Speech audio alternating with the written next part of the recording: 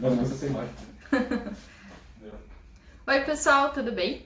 Então, numa das atividades anteriormente enviadas, vocês receberam um texto que falava sobre pandemias e fake news. E junto com esse texto, foi uma atividade sobre verbos. E esse vídeo vai falar um pouquinho sobre isso, sobre essas atividades e um pouco sobre os verbos. Então, na língua, existem diferentes palavras que exercem diferentes funções. Por exemplo, se eu quero dar nome para um objeto, eu vou usar um substantivo, cadeira.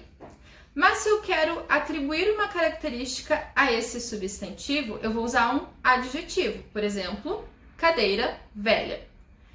Mas se eu quero falar de alguma ação, eu vou usar um verbo. Por exemplo, eu sentei na cadeira. Além de ações, os verbos também podem ser usados para expressar um estado ou um sentimento. Por exemplo, eu estou muito cansada. Também posso usar para expressar um desejo, para falar de algo que eu estou querendo.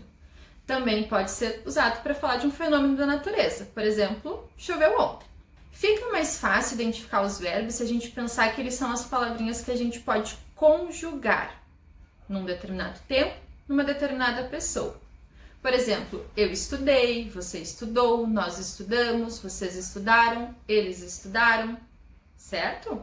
Os verbos, então, são conjugados em diferentes pessoas, eu, tu, ele, nós, vós e eles, e também são conjugados em diferentes tempos, do passado, do presente ou do futuro. Existem muitos tempos verbais: indicativo, futuro do presente do indicativo, pretérito perfeito do indicativo, pretérito mais que perfeito do indicativo, futuro do subjuntivo e aí vai. Mas o objetivo desse vídeo não é que a gente aprenda todos esses nomes ou decore todos esses tempos verbais. É a gente perceber que quando eu quero falar de diferentes temporalidades, eu uso diferentes tempos verbais para ajudar vocês a interpretar melhor um texto e também para ajudar vocês a escrever os textos de vocês.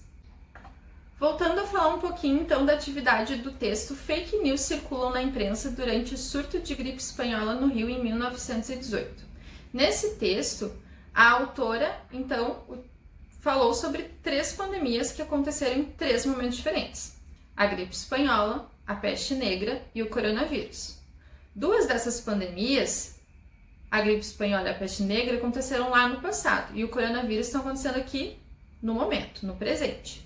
Então, para isso, a autora usou diferentes tempos verbais para nos situar dentro dessas diferentes situações. Então, quando a gente quer falar de diferentes temporalidades, como é o caso desse texto, a gente tem que usar diferentes tempos verbais. Além dos diferentes tempos verbais, existem outras expressões que também nos ajudam a nos localizar no tempo. Por exemplo, naquela época, atualmente, antigamente, agora, depois, antes, hoje, ontem, amanhã. Essas expressões temporais a gente chama de advérbios, que também são uma classe de palavras. Mas o vídeo de hoje é mais sobre os verbos. Os verbos vão nos ajudar a nos localizar no tempo. Por exemplo, se eu dissesse, eu acordava às 6h30. Eu estou falando de algo que aconteceu no passado, que acontece no presente, ou uma previsão de algo que vai acontecer no futuro?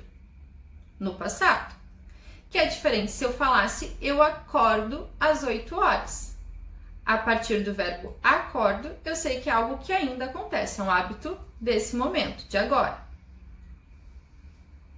Fake news e das pandemias, a autora também utilizou verbos no presente para tratar do coronavírus e no passado para tratar das outras pandemias que já passaram, a gripe espanhola e a peste negra. Vamos analisar este parágrafo. Água quente com vinagre, receita de coco e até óleo consagrado.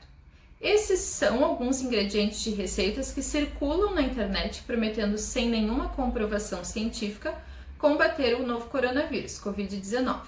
Se a divulgação das chamadas fake news ou notícias falsas torna-se um fenômeno numeroso com as redes sociais e o uso de aplicativos de troca de mensagem pelo celular, em 1918 foram a imprensa carioca e até mesmo as autoridades que contribuíram para espalhar as chamadas receitas peculiares que prometiam curar a gripe espanhola. Então, num primeiro momento, ela utiliza os verbos são, circulam e torna-se, que são verbos que estão no presente.